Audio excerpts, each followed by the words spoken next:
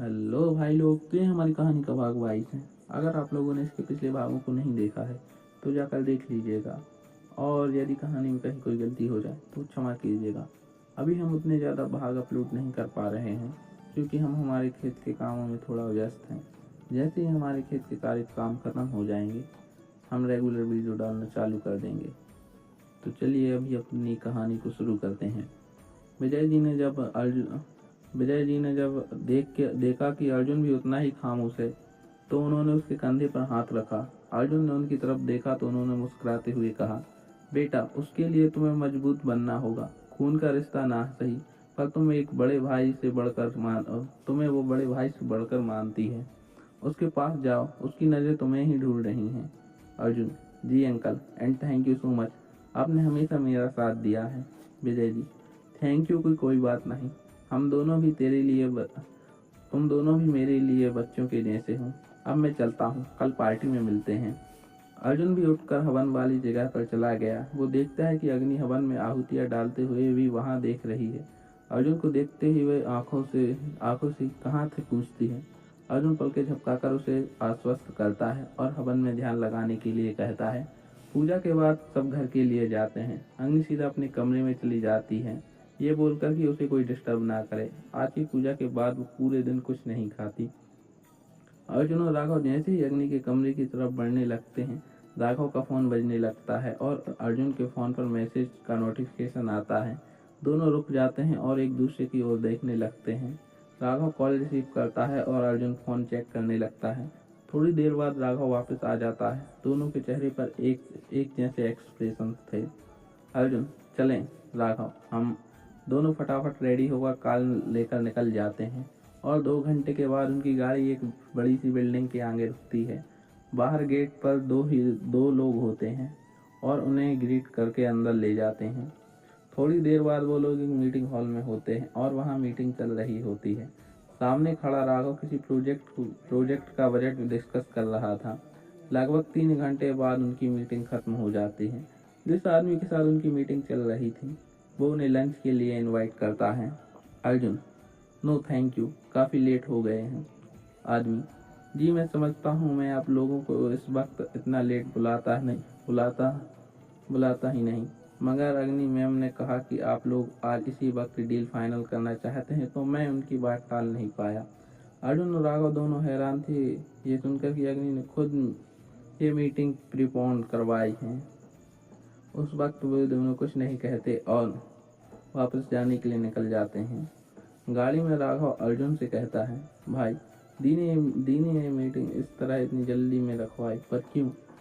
अर्जुन गाड़ी ड्राइव करते हुए, तुझे याद है राघव, पिछले साल पूजा वाले दिन हम दोनों ने क्या किया था?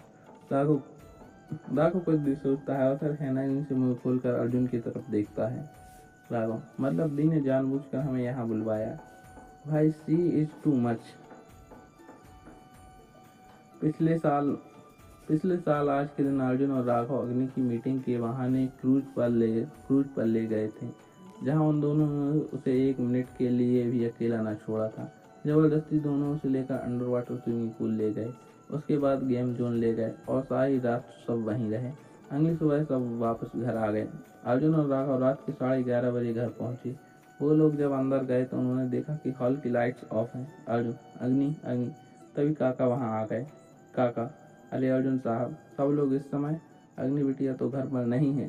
राघव का फोन बजा तो वो बाहर की तरफ चला गया।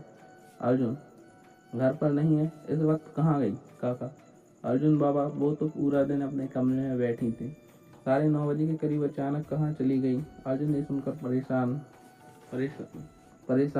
हो गया। काका जाने लगे, तभी वो पलटते और बोले, हाँ बाबा, वो बहुत गुस्से में थी। अर्जुन अग्नि का फोन ट्राई कर रहा था, वो रिसीव नहीं कर रही थी। वो जानता था कि अग्नि आज के दिन बिल्कुल ठीक नहीं रहती है। अगर वो उसे गुस्सा दिलाएगा तो पता नहीं वो उसका क्या हाल करेगी। तभी राघव उसे दौड़ते हुए अर्जुन के पास आया।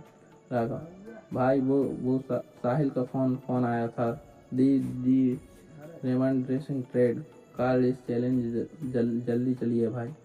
अर्जुन, राघव, ये तू क्या बोला है? Race challenge car? साफ साफ बोलना। राघव चिढ़ते हुए, पक्के बिजनेसमैन हो गए हो आप भाई, मतलब हर बात हर बात बिल्कुल क्लियर कट चाहिए। अभी बस आप चलो, वरना हमारी तो चंडी देवी पता नहीं किसकी बलि चढ़ा देगी।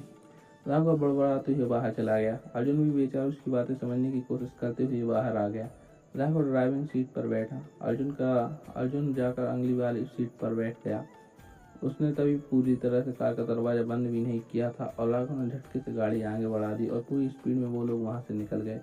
गाड़ी में अर्जुन राघव, छोटे पागल हो गया है क्या? इतनी स्पीड में क्यों ड्राइव कर रहा है? राघव, रिलैक्स भाई, सिर्फ नाम का छोटा हूँ।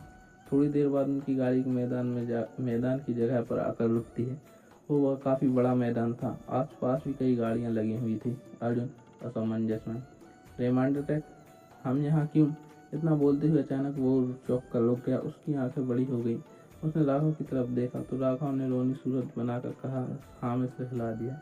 अर्जुन हड़बड़ाते हुए, ओ शिट, और दोनों गाड़ी से जल्दी बाहर आते हैं और अंदर की तरफ दौड़ पड़ते हैं।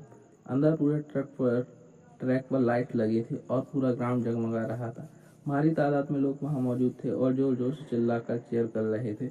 उन लोगों ने देखा कि वहां रेसिंग ट्रैक पर ऑलरेडी रेस हो रही है।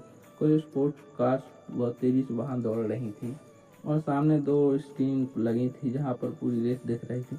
वो दोनों वहां खड़े हो जाते हैं। तभी एक लड़का उनके पास आता है। लड़का राघव को गले लगाते हुए, हे राघव, कैसा है तू? यहीं पर इस भाग का अंत होता है। हम अभी बहुत छोटे भाग अपलोड कर पा रहे हैं क्योंकि हम अभी काम में व्यस्त हैं। जैसे ही हमारा काम खत्म हो जाएगा हम रेगुलर वीडियो अपलोड करेंगे। अगर आप लोगों को हमारी वीडियो अच्छी लगती हो तो वीडियो को लाइक करके चैनल को सब्सक्राइब कर दीजिएगा, जिससे हमें थोड़ा मोटिवेशन मिले। चलिए तो मिलते हैं नेक्स्ट वीडियो में।